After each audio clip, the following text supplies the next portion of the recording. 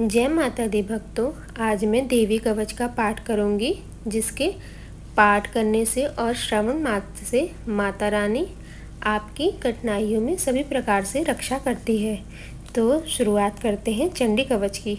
ओम। इस चंडी कवच के ब्रह्मा ऋषि, अनुष्टुप छंद, चामुंडा देवता, अनंग्यांग में कही गई माताएं, वीर दिग्वंत देवता तत्व है। श्री जगदम्बा की प्रीति के लिए सब सती के पाठांग बुक जप में इसका विनियोग किया जाता है। ओम चंडिका देवी को नमस्कार है।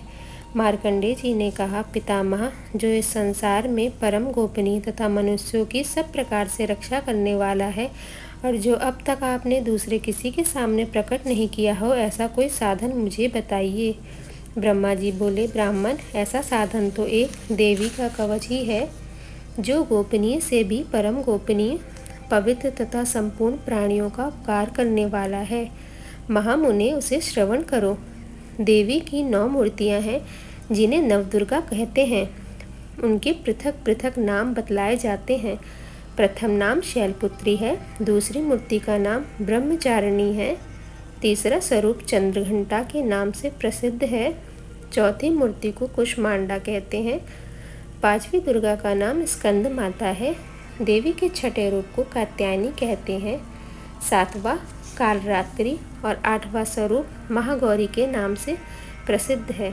नवी दुर्गा का नाम सिद्धिदात्री है। ये सब नाम सर्वज्ञ महात्मा वेद भगवान के द्वारा ही प्रतिपादित हुए हैं। जो मनुष्य अग्नि में जल रहा हो, रणभूमि में शत्रुओं से घिर गया हो, विषम संकट में फंस गया हो तथा इस प्रकार भय से आतुर होकर जो भगवती दुर्गा के शरण में प्राप्त हुए हों, उनका कभी कोई अमंगल नहीं होता। युद्ध के समय संकट पड़ने पर भी उनके ऊपर कोई विपत्ति नहीं दिखाई देती। उन्हें शोक, दुख और भय की प्राप्ति नहीं होती। जिन्होंने भक्तिपूर्वक देवी का स्मरण किया है, उनका निश्चय ही अभ्युदय होता है। देवेश्वरी, जो तुम्हारा चिंतन करते हैं, उनकी तुम निस्संदेह रक्षा करती हो। चामुंडा देवी प्रेत पर आरूढ़ होती है, वाराही भैंसे पर सवारी करती है, इंद्री का वाहन ऐरावत हाथी है, वैष्णवी देवी गरुड़ पर ही आसन जमाती है, माहेश्वरी वृषभ पर आरूढ़ होती है, कौमारी का वाहन मयूर है, भगवान विष्णु की प्रियतमा लक्ष्मी देवी कमल के आसन पर विराजमान है और हाथों में कमल धारण किए हुए हैं। वृषभ पर आरूढ़ ईश्वरी देवी ने श्वेत रूप धारण कर रखा है। ब्राह्मी देवी हंस पर बैठी हुई हैं और सब प्रकार से आभूषणों से विभूषित हैं। इस प्रकार ये सभी माताएं सब प्रकार की योग शक्तियों से संपन्न हैं। इनके सिवा और भी बहुत सी देवियां हैं, जो अनेक प्रकार के आभूषणों से शोभा से युक्त तथा नाना प्रकार के रत्नों से सुशोभित हैं। ये संपूर्ण देवियां क्रोध में भरी हुई हैं और भक्तों की रक्षा के लिए रथ पर बैठी दिखाई देती हैं। ये शंख, चक्र, गदा, शक्ति, हल और मूसल, खेटक और तोमर, परशु तथा पाश, कुंत और त्रिशूल एवं उत्तम शांग धनुष आदि अस्त्र शस्त्र अपने हाथों में धारण करती हैं। दैत्यों के शरीर का नाश करना, भक्तों को अभय दान देना और देवताओं का कल्याण करना, यही उनके शस्त्र धारण का उद्देश्य है। महान रौद्र रूप, अत्यंत घोर पराक्रम, महान बल और महान उत्साह वाली देवी, तुम महान भय का नाश करने वाली हो। तुम्हें नमस्कार है। तुम्हारी ओर देखना भी कठिन है। शत्रुओं का भय बढ़ाने वाली जगदम्बिके, मेरी रक्षा करो। पूर्व दिशा में ऐन्द्री मेरी रक्षा करें, अग्निगोण में अग्निशक्ति, दक्षिण दिशा में वाराही तथा नैत्य कोण में खड्गधारिणी मेरी रक्षा करें। पश्चिम दिशा में वारुणी और वायव्य कोण पर मृग पर सवारी करने वाली देवी मेरी रक्षा करें। उत्तर दिशा में कौमारी और ईशान कोण में शूलधारिणी देवी रक्षा करें। ब्रह्माणी, तुम ऊपर की ओर से मेरी रक्षा करो और वैष्णवी देवी नीचे की ओर से मेरी रक्षा करें। इसी प्रकार शव को अपना वाहन बनाने वाली चामुंडा देवी 10 दिशाओं में मेरी रक्षा करें। जया आगे से और विजया पीछे की ओर से मेरी रक्षा करें। वाम भाग में अजिता और दक्षिण भाग में अपराजिता रक्षा करें। उभोतनी शिखा की रक्षा करें। उमा मेरे मस्तक पर विराजमान होकर रक्षा करें। ललाट में मालाधारी रक्षा करें। और यशस्वी देवी मेरे भवों का संरक्षण करें। भवों के मध्य भाग में त्रिनेत्रा और नतनों की यमघंटा देवी रक्षा करें। दोनों नेत्रों के मध्य भाग में शांकिनी और कानों में द्वारोआशिनी रखा करें। कालिका देवी कपोलों की तथा भगवती शांकरी कानों के मूल भाग की रक्षा करें। नासिका में सुगंधा और ऊपर की ओट में चर्चिका देवी रक्षा करें। नीचे की ओट में अमृतकला तथा जीवा में सरस्वती देवी रक्षा करें। कौमारी दांतों की और चंडिका कंठ प्रदेश की रक्षा करें। चित्रकूटा गले की घंटी की और महामाया तालु में रहकर रक्षा करें। कामाक्षी थोड़ी की और सर्वमंगला मेरी वाणी की रक्षा करें। भद्रकाली ग्रीवा में और धनुधरी वृषवंश में रहकर रक्षा करें। कंठ के बाहरी भाग में नलग्रीवा और कंठ की नली में नलकुबरी रक्षा करें। दोनों कंधों में खड़ंगिनी और मेरी दोनों भुजाओं की रक्षा वज्रधारणी करें। दोनों हाथों में दंडिनी और अंगुलियों में अंबिका रक्षा करें। शूलेश्वरी नखों की रक्षा करें। कुलेश्वरी कुक्षी पेट में रहकर रक्षा करें। महादेवी दोनों स्तनों की और शोक विनाशिनी देवी मन की रक्षा करें। ललिता देवी हृदय में और शूलधारणी उदर में रहकर रक्षा करें। नाभि में कामिनी और गुहभाग की गुहेश्वरी रक्षा करें। पूतना और कामिका लिंग की और महिषवाहिनी गुदा की रक्षा करें। भगवती कटी भाग में और विंध्यवासिनी घुटों की रचना करें। संपूर्ण कामनाओं को देने वाली महाबला देवी दोनों पिंडलियों की रक्षा करें। नारसिंगी दोनों घुट्टियों की और तेजसी देवी दोनों चरणों के पृष्ठभाग भाग की रक्षा करें। श्रीदेवी पैरों की उंगलियों में और तलवासिनी पैरों के तलुओं में रहकर रक्षा करें। अपने दानों के कारण भयंकर दिखाई देने वाली दष्टकालाली देवी नखों की और ऊर्ध्वकेशविनी देवी केशों की रक्षा करें। रोमावलियों के छिद्रों में कौबेरी और त्वचा की बागेश्वरी देवी रक्षा करें। पार्वती देवी रक्त, मज्जा, वसा, मांस, हड्डी और मेद की रक्षा करें।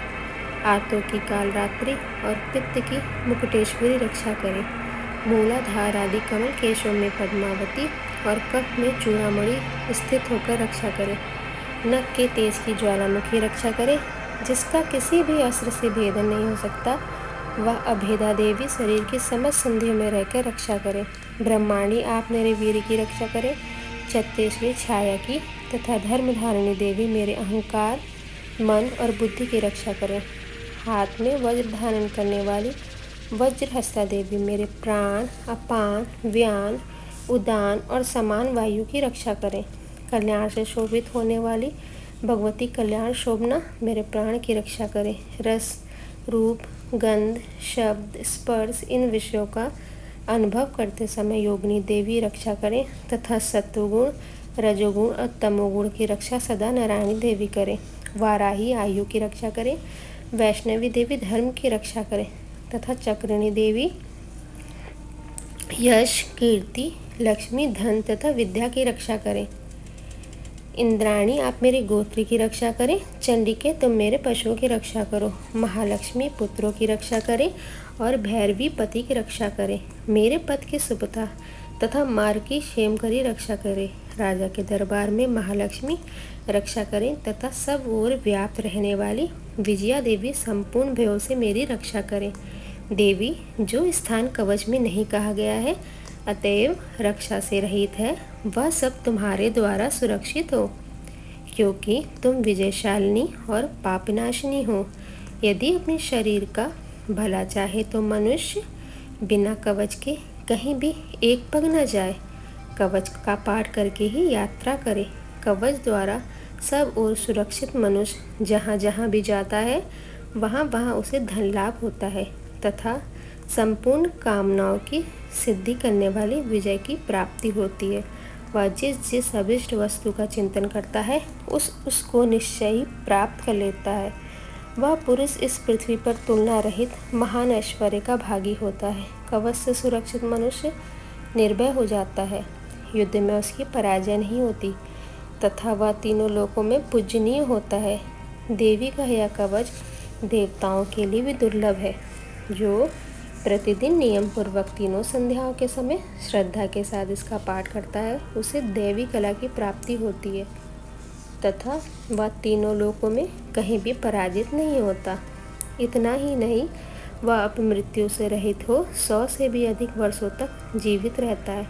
मकड़ी, चेचक और कोढ़ आदि संपूर्ण व्याधियां नष्ट हो जाती हैं। कनेर, भांग, अफीम, धतूरे आदि का स्थावर विष, सांप और बिच्छू के काटने से चढ़ा हुआ जंगम विष तथा अहिफेन और तेल के संयोग से बनने वाला कृत्रिम विष, ये सभी प्रकार के विष दूर हो जाते हैं, उनका कोई असर नहीं होता। इस पृथ्वी पर मारण, मोहन आदि जितने अभिचारक प्रयोग होते हैं तथा इस प्रकार के जितने मंत्र यंत्र होते हैं, वे सब इस कवच को हृदय में धारण कर लेने पर उस मनुष्य को देखते ही नष्ट हो जाते हैं। यही नहीं, पृथ्वी पर विचरने वाले ग्राम देवता, आकाशचारी देव विशेष, जल के संबंध में प्रकट होने वाले गण, उपदेश मात्र से सिद्ध होने वाले निम्न कोटि के देवता, अपने जन्म के साथ प्रकट होने वाले देवता, कुल देवता, माला, डाकिनी, शाकिनी, अंतरिक्ष में विचरने वाली अत्यंत बलवती भयानक डाकिनियाँ, ग्रह, भूत, पिशाच, यक्ष, गंधर्व, राक्षस, ब्रह्म राक्षस, बेताल, कुष्मांड और भैरव आदि अनिष्टकारक देवता भी हृदय में कवच धारण किए रहने पर उस मनुष्य को देखते ही भाग जाते हैं। कवचधारी पुरुष को राजा से सम्मान वृद्धि प्राप्त होती है।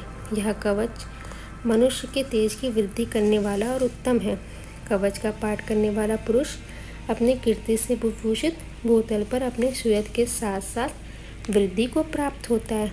जो पहले कवच का पाठ करके उसके बाद सप्तशती चंडी का पाठ करता है, उसकी जब तक वन, पर्वत और काननों सहित यह पृथ्वी टिकी रहती है, तब तक यहाँ पुत्र, पौत्र आदि संतान परंपरा बनी रहती है।